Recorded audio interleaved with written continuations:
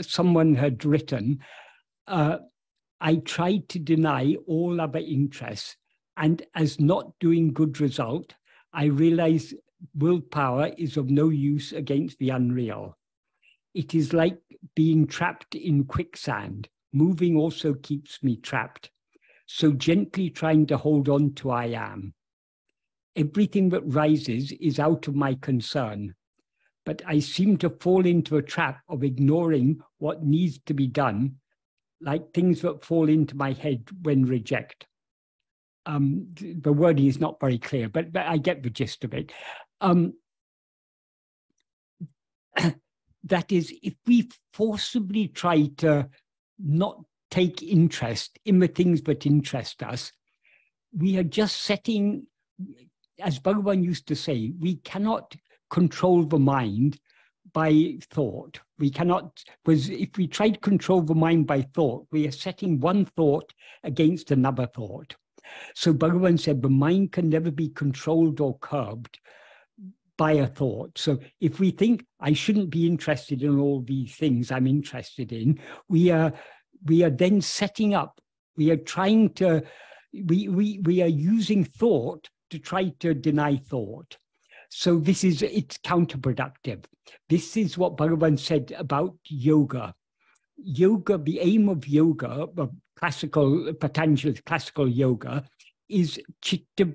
That is at the beginning of the Yoga Sutra. Patanjali defines yoga by saying yogas chitta vritti nirodha. That means yoga is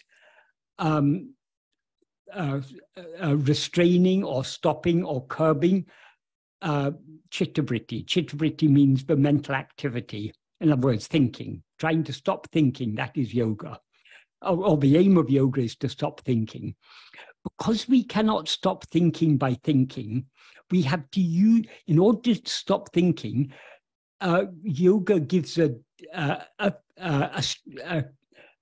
means to stop thinking. That is pranayama, breath control. This is why whenever Bhagavan writes about yoga, whenever he talks about yoga, the main thing he talks about is pranayama, because that's the print. Though yoga is that the yoga of Patanjali has 8 limbs. It's called Ashtanga yoga. Ashtanga means 8 limbs. And one of those 8 limbs is pranayama, but pranayama is the key limb, because that is since the aim of yoga is to stop mental activity. The only means to stop mental activity that yoga gives is the control of the breath. All the other means are supplementary. The principal technique of yoga is breath control. So whenever Bhagavan talks about yoga, as he does, for example, in verses 11 to 15 of, or to 14 of Upadesha Undiyā or Upadesha Saram, as he does in the 8th paragraph of Nana, as he does in Arunachala Pancharatnam in the 4th verse of Arunachala Pancharatnam. The main thing he talks about is about pranayama, because pranayama is a means to restrain the mind, to stop the mind, stop mental activity. But as Bhagavan made clear in Nana, by means of pranayama, we can only, if we stop all mental activity by means of pranayama, that results in manolaya, not in manonasa. Manolaya means temporary dissolution of mind, like sleep. Manonasa means the permanent dissolution or destruction of the mind. So why I say that now is we can't control our mind merely by thought. So yoga gives the technique of pranayama, but that doesn't lead us to the final goal, which is destruction of mind. So Bhagavan says this pranayama is not necessary, but there's a means by which we can stop all mental activity and bring about in such a way that mind will never rise again. In other words, we can bring about, there's a means to bring about manonasa. That means is self-investigation. By attending to ourself, though our aim in self-investigation is not to stop thoughts. Our aim in self-investigation is only to know what we actually are, to be aware of ourselves as we actually are. That is what we are aiming for when we investigate ourselves. We're trying to be aware of ourselves as we actually are. But a byproduct of that is all mental activity will thereby cease, because mental activity means thoughts or thinking. Thoughts can rise only in our awareness. So if we do not attend to thoughts, they cannot arise.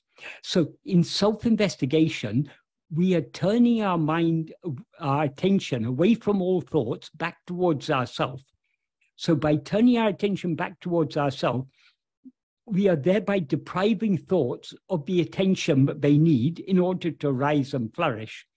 So the mental activity stops automatically as a result of self-investigation. Self-investigation means self-attentiveness, attending to ourself alone.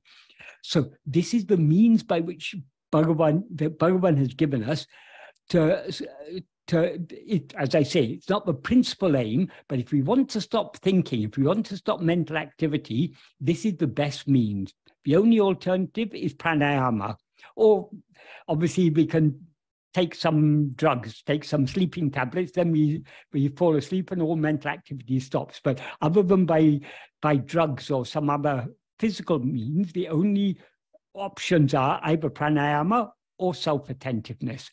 But pranayama leads only, like drugs and so on, pranayama can only lead to a temporary dissolution of the mind, manolaya, whereas ātma-vicāra, self-investigation, will bring about manonasa, the permanent dissolution of the mind. So the mind will dissolve in such a way that it will never rise again. So if we try to forcibly stop the mind taking interest in things that it takes interest in, we are just setting up one thought against another. That is futile. And so Bhagavan never recommended that. By practicing self-attentiveness, we are slowly weaning the mind off its other interests. So we need not try to force ourselves to give up interest in other things. The more we take interest in knowing and being what we actually are, the more our interest in other things will naturally wane. So all we have to do in Bhagavan's path is try more and more to be self-attentive. Unless we have very, very great love to surrender ourselves completely, we won't be able to hold on to self-attentiveness uninterruptedly. We should try to hold on to it uninterruptedly, but we won't be able to do so unless we have sufficient love to do so. Because in order, attending to ourselves is surrendering ourselves, because to the extent to which we attend to ourselves, to that extent does ego subside. So we cannot surrender ourselves, we cannot investigate ourselves or attend to ourselves without thereby surrendering ourselves. As Bhagavan makes clear in so many ways, for example, in verse 26 of Ulladu, he says, if ego comes into existence, everything comes into existence. Hande undain anatum undahum. Then in the next sentence he says, Hande indrel indru anatum. If ego doesn't exist, everything doesn't exist. Ahande yavamam. Ego itself is everything. Adalal yadu idu endru nadale overdal yavamenao. Therefore, know that investigating what this is giving up everything. Investigating what this is means investigating what this ego is. Why is investigating what ego is giving up everything? Because to the extent to which we attend to ourselves, we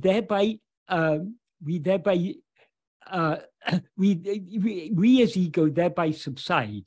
And when ego subsides, everything subsides along with it. Because as Bhagavan said in the first two sentences of that verse, if ego comes into existence, everything comes into existence. If ego doesn't exist, everything doesn't exist. So by attending to ourselves, we bring about the subsidence and eventual dissolution of ego. And to the extent that ego subsides and dissolves, everything else subsides and dissolves along with it. Why? Because everything else exists only in the view of ego. So in order to go deep in this practice of self-investigation, we need to have the love to surrender ourselves completely. And surrendering ourselves completely means surrendering everything, giving up everything. So we need great love to go within. This love, when we start off on this path, our love is insufficient. If our love was sufficient, we would like Bhagavan, because Bhagavan had sufficient love. As soon as that fear of death came to him, he turned his attention within and immediately dissolved forever back into his source. That wasn't Bhagavan who turned his attention in. That was that ego that was aware of itself as I am Venkataraman, was a highly mature soul. So it turned its attention within, thereby merged back into its source. And then what remained shining through that name and form is Bhagavan. Because we don't have sufficient love yet, we are not able to hold on to self-attentiveness uninterruptedly. But the more we attend to ourselves, the more our Vishaya vasanas, our inclinations to attend to anything else, will weaken, and our Satvasana, the love to attend to ourselves, will get stronger. So by attending to ourselves, we are slowly weaning the mind off its Vishaya vasanas, the interest it takes in anything other than itself. So this is a very gentle path. So what this person wrote is, if we struggle against these, against all the, that our mind has so many interests in so many things that are going on around in the world, and this and that, and in taking care of this body and the health of the body, and in our financial position and our job security and this and that, and our family and our dependents and all these things. We naturally, so long as we are strongly identified with this body, we naturally have interest in so many other things.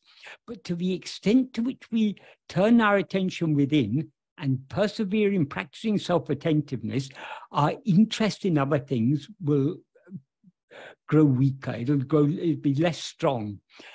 So we are gradually weaning the mind off its interest in other things. If instead of doing that, if we try to fight against these things, as he very aptly, this person very aptly wrote, it is like being trapped in quicksand. The more we move, the more we sink into the quicksand. So that's not the way. That's why Bhagavan's path is a very gentle path, the path of gently holding on to our own being, I am.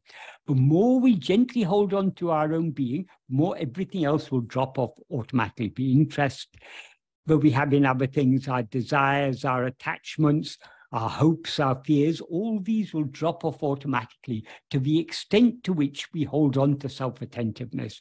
So this is Bhagavan's path is an extremely practical path. And the practical path is not a path of fighting against anything. It is the lovingly holding on to our own being, knowing that what is shiny in our heart, as I am, is Bhagavan himself. So if we have love for Bhagavan, we try to hold on to that I am, in other words, our own being. And to the extent that we hold on to our own being, all interest in other things will naturally drop off. So this is the gentle path that Bhagavan has taught us. So this is there's no point in fighting against our other interests, because we can't give up interest in something just by trying not to be interested in it. If something interests us, it interests us. But if we take more and more interest in knowing and being what we actually are, in taking interest in that means turning our attention back to ourselves, trying to see what we actually are, all other interests will grow weaker and weaker and will eventually drop off entirely.